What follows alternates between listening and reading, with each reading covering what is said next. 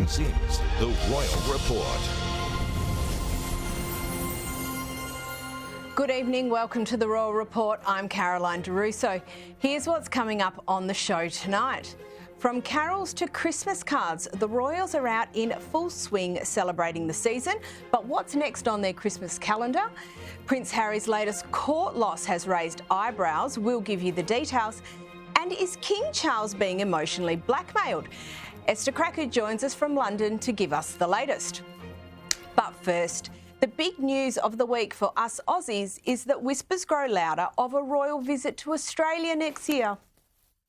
There are reports today King Charles and Queen Camilla will visit Australia next year. King Charles is said to be planning his first tour of Australia as monarch. Australia could be in for a royal visit next year. King Charles and Queen Camilla are expected in the neighbourhood. The monarch and Queen Camilla are set to make their way down under. It will have been more than 6 years since Their Majesties last visited Australia.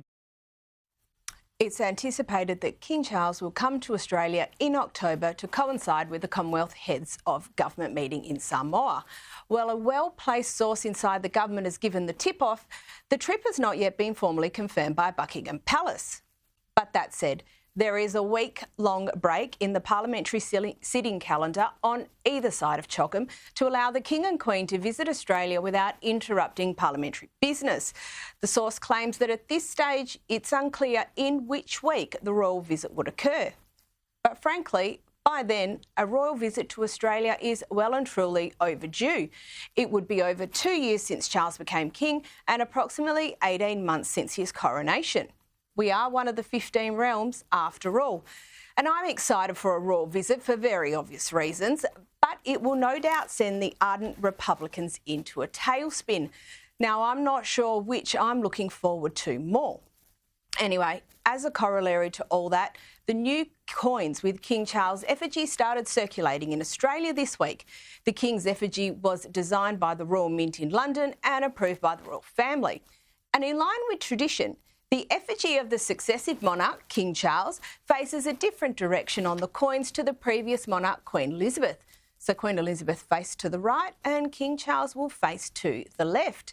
3.5 million $1 coins with Charles's face have been manufactured by the Royal Australian Mint and were delivered to banks just this week. Incidentally, the King is only the second monarch to appear on Australian coins since the introduction of decimal currency in 1966. And although we are well into December in what has been an absolutely huge year, it doesn't seem to be slowing down anytime soon. The Christmas festivities are in full swing and the royal family is as busy as ever, attending events, lending their support to charities and keeping Christmas traditions alive and well.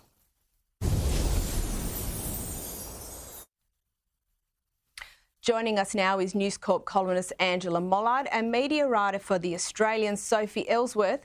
Ladies, lovely to have you back. Angela, every year the royal family releases a photo for their official Christmas card. What do they have for us this year? Well, yes, we've got two very different photos this year. First up, obviously, the Wales family, the Prince and Princess of Wales and their 3 children. We've got a black and white photograph from them this year, and they've not done that before. It's always been colourful little pictures in the trees. I love this picture. I think it's super interesting. It's got a strong message in it, which is we're a very cohesive family. But I think the main point from this photograph that I've taken away is how grown up the children have become. If Prince George is wearing suede loafers like his father. The children are all wearing white shirts. Prince George is wearing a Ralph Lauren white shirt, which his late grandmother, Princess Diana, was a huge fan of the designer. So I think this photo is very interesting in showcasing that the kids are getting bigger. They will become part of the royal family. The King and Queen, of course, released a picture that was quite different to this. It was very traditional. It was from their coronation and was very old school in comparison. There it is, lovely embossed card and them in their regal gear. And Sophie, look, I'm not surprised that the King and the Queen obviously had a very formal type card for this year.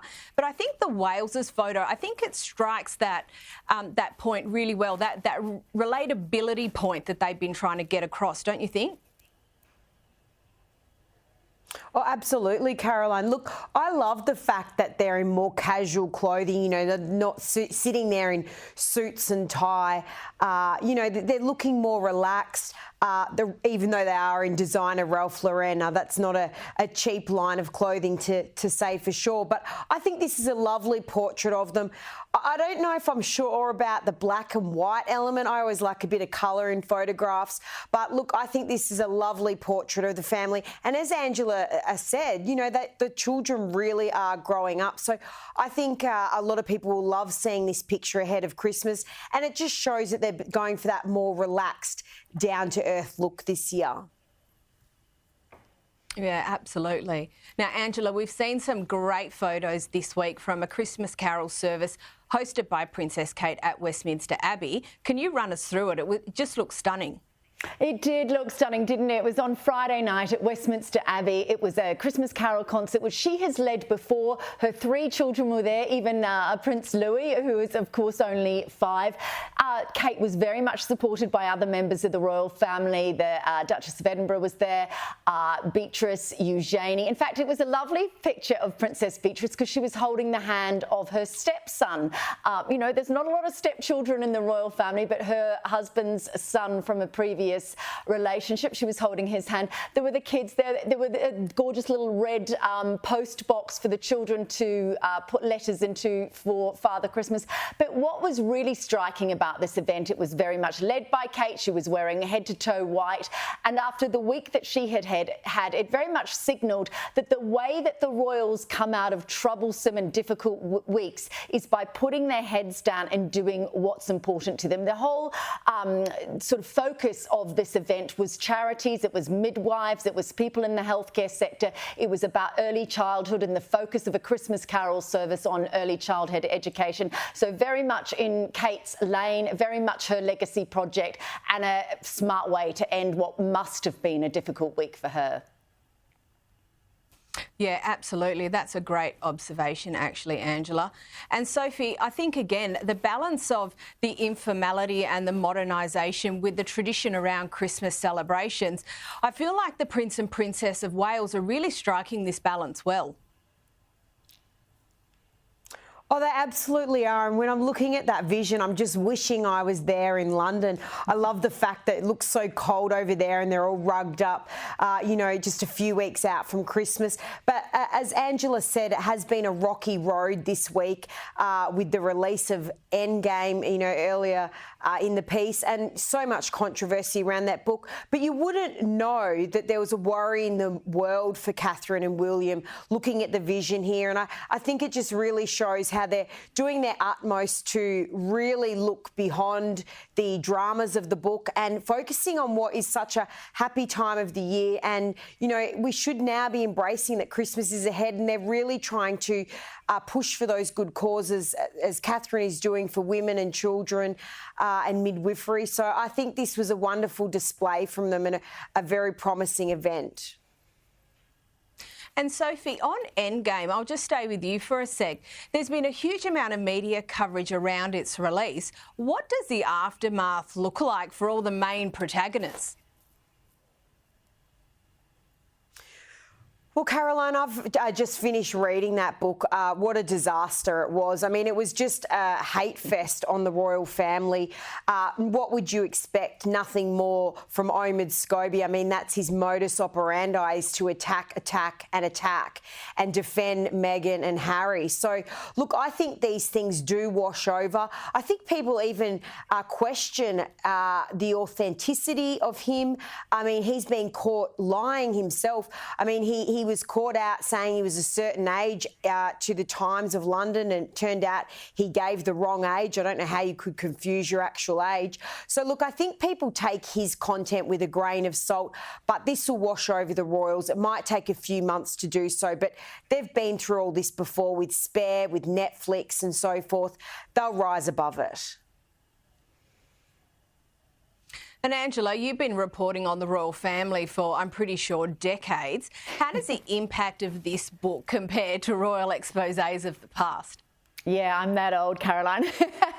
Yeah, look, Sophie's right. It is going to wash over. And interestingly, I did a bit of a deep dive on the sales of this book. So far, in the first 5 days of publication in the UK, it had only sold 6,500 copies. That's compared to 31,000 copies for Finding Freedom, which was Omid Scobie's earlier book. Now, if you compare that with Harry's book, Spare, in its first week, it sold close to 450,000 copies. So the impact of Spare was far greater in terms of readership, in terms of the crisis that it could have caused within the royal family. But as to Sophie's point, what happens when the royals are confronted with these issues, and really Omid Scobie isn't a threat to them, is that they focus on the work that they do, and they have the cameras on them when they're doing that charity work, when they are doing what the Crown does, and very smartly, by focusing on that, it will wash over. Look, in comparison to Diana, her true story in 1992, I was living in the UK reporting on that at the time. That was a shocking book because there were a lot of admissions from the Princess of Wales, but of course we didn't know at that time that she was the source of the book. Dimbleby's book on Prince Charles, when he admitted that he had been unfaithful to Diana, was of course huge. The book, Anna Pasternak's book on James Hewitt and Diana's love story, all shocking, but what always endures is this family. Yeah, absolutely. And now, look, Omid Scobie still denies any wrongdoing when it comes to the Dutch version of his book, Endgame, revealing the names of King Charles and Princess Catherine. Here it is. We saw that there was one name in the book, and so the Dutch publisher told us there was a translation error. And so you get on with the day, and then it sort of unfolds from there. So I'm looking forward to finding out more about it, because the English version of the book, the only one I know, the version that I signed off on, that is the book that is out there today. That's the book that has no names in it. And I make it very clear because ultimately, to write the names, it's a show and tell situation. But Angela, the Dutch publishers seem to disagree. I've got about a minute left. What's the latest? Yeah, very quickly. What happened is the Dutch publishers have come out and said, no, we were working on a manuscript that had the names in it, and it since occurred that Omid's publisher in the UK had sent an early version which had the names in it.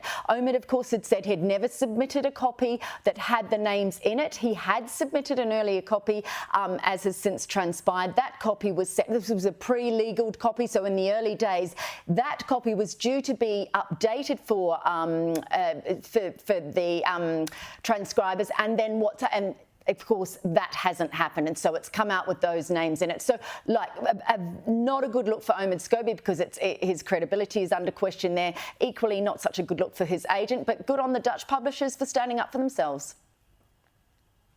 Yeah, not a good look for anyone, frankly. Angela Mollard, Sophie Ellsworth, thank you so much for joining us. Now, coming up next, questions are raised over Prince Harry's latest legal defeat.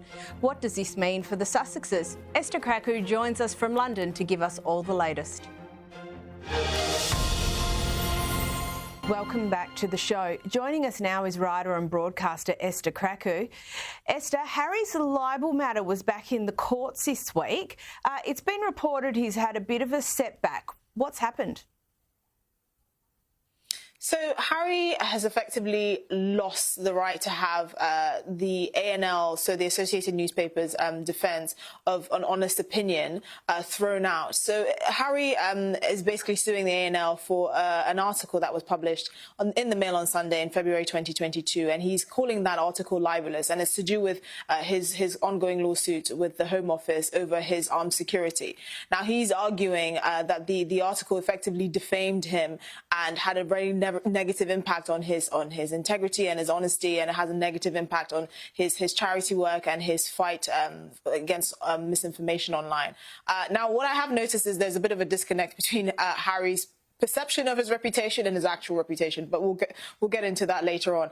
Anyway, he was petitioning the court to basically throw out the ANL's defense that it was an honest opinion, and what they're citing is basically when the when Harry's lawsuits with the Home Office and REVEC specifically, which is the committee in charge of sort of royal security and security for high-ranking or famous people, basically people that are considered high risk in public, he said that it was basically the Home Office refusal to allow him to pay for this armed heightened protection, when actually he only offered to pay according to documents after this matter went to court. So really his actual lawsuit was based on the fact that he disagreed with RAVEC's assessment that he was going to not have 24/7 armed security like working members of the royal family have, but he would be assessed on a case-by-case basis. Now, one topic which keeps coming up over and over again is Harry's security and the circumstances in which that security is no longer provided to him.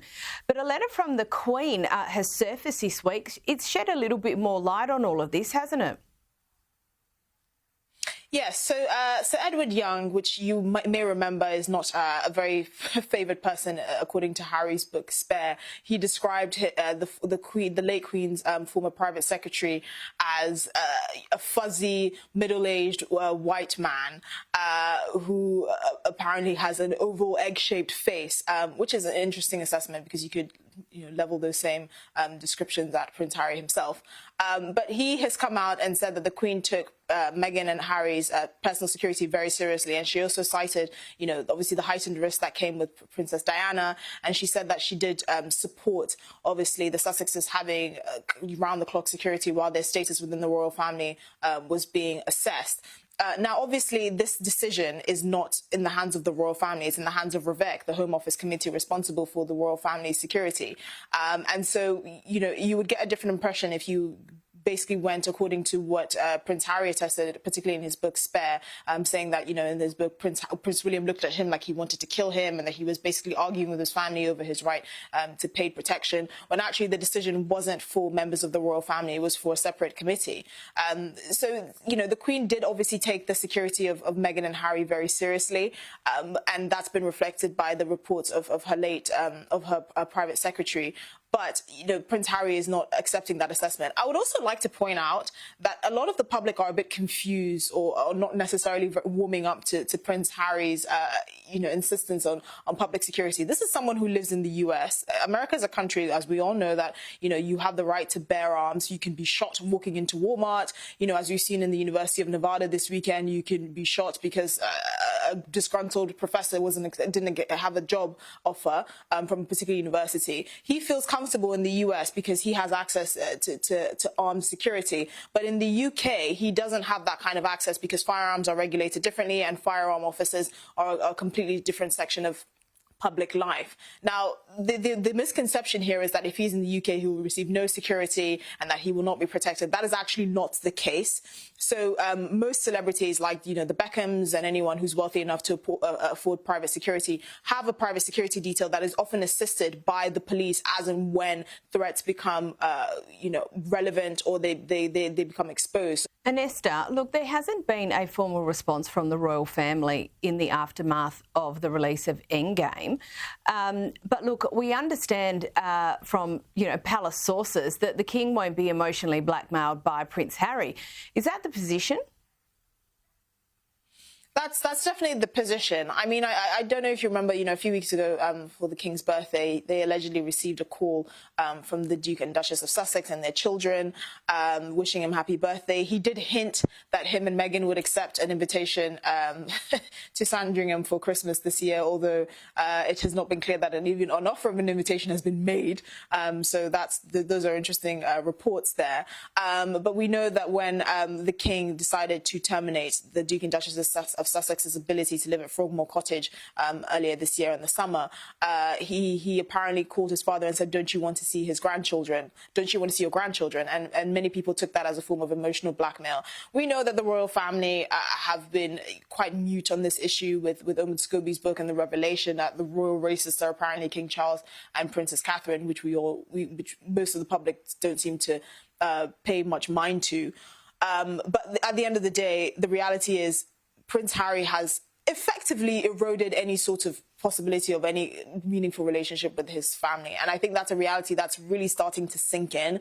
I really don't understand on what planet he thinks his behavior over the last few years would be conducive to any sort of relationship with his family. Most people saying that, if they had a family member that behaved in the way that Meghan and Harry have, there's no relationship there to be salvaged. And I really think he's deluded himself into believing that he can have it all.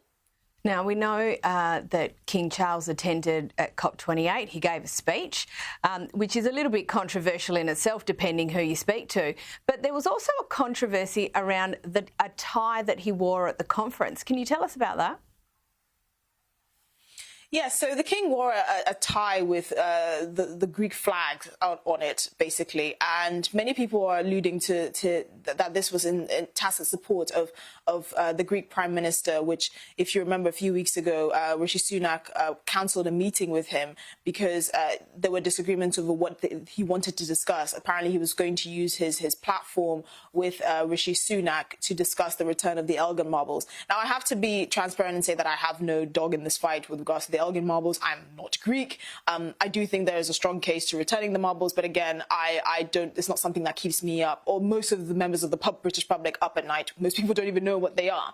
But there's been kind of this ongoing PR dispute, particularly with the leader of the opposition, Keir Starmer, and Rishi Sunak, over whether these marbles should be returned, whether it was right for Rishi Sunak to cancel the meeting over that. I happen to think that he was actually right, because even if you do want to discuss the Elgin marbles, it's not at a meeting where it has been designated to discuss other more pressing issues like immigration in Europe and the economy and all of that. Now, I don't actually think this move by King Charles to wear a tie with the Greek flag on it was in tacit kind of agreement with the Prime Minister of Greece, even though I suspect he probably leans more towards returning the Elgin marbles. We have to remember that King Charles's father, Prince Philip, was actually Greek. He was a Greek prince. So it's not surprising that he will have some affinity with his heritage in that way. I think actually King Charles is more clever than people give him credit for, and I don't think he will make those kinds of sort of PR blunders lightly. And so I do think that there is an element of bad faith. I'm not necessarily fond of King Charles still going to COP28 and still trying to get involved in an increasingly political debate with regards to action to tackle climate change and all of that. But I do think in this particular instance, it was just happened to be something to celebrate his own heritage. Thank you so much for that, Esther. Excellent insights as always. Thank you so much for joining us. Now, earlier in the show, we spoke about the Christmas Carol service the Walesers hosted with their children. Anyway, our perennial favourite, Prince Louis, was in fine form as usual. And Vanity Fair summed it up best. Prince Louis steals the show by acting like a regular 5-year-old. What can we say? Kids universally love Christmas. And that's the show for tonight. Thank you so much for joining us. Up next is Newsnight. Good night, and we'll see you next week.